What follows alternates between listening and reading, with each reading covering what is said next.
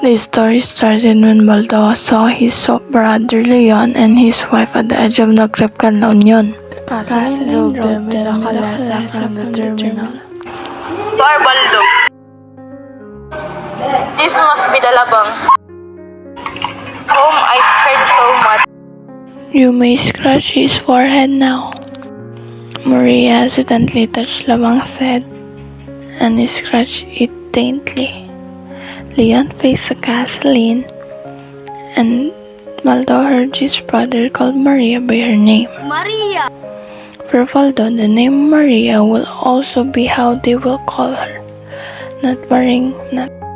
But Baldo is quite confused about how Maria answered Leon by the name Noel. Suddenly, Labang made a sound that made Maria amazed. There's no other like that. It's the only bull who does that sound. If you continue to talk about him like that, either I should fall in love with him or become greatly jealous. Upon their journey, Leon was wondering why Baldo bring them to the Waig instead of the Camino Real. It was Sang Manong. He told me to drive to the Waig instead of the Camino Real. The Waig route served as test for Maria. If she can live in the province, which differ a lot from the city she lives in. But it seems like Maria likes Leon's province. Look, there's our stars, Noel. I have been looking at it. Do you remember how I could tell you? If you wanna see stars, you must come to Nagrepkan.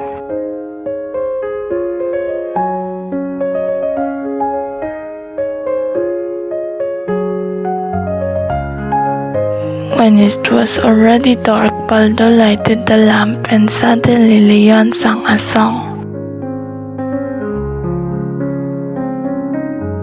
Soon we will get out of the Waig. After the fields is Sarahuman. Then the Camino Real curves around. And I asked Father why we drove in the Waig.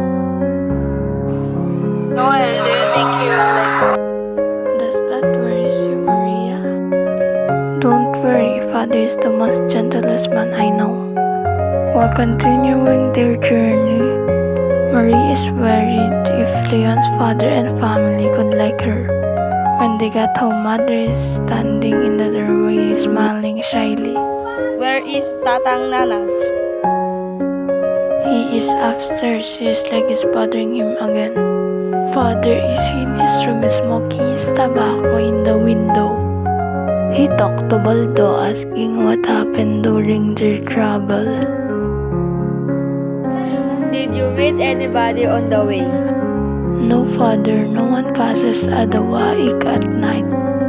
She is very beautiful, Father. Was she afraid of Labang? No, Father, she was not afraid. And Manong Leon sang. Sky zone in the sky, Father, she sang with him, Father.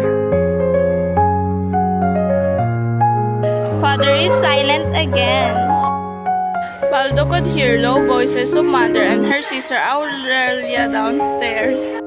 While Father and Baldo were in a dark and smoky room, the door opened and Leon and Maria came in the room. So Father suddenly changed the topic and told him to let Labang drink milk.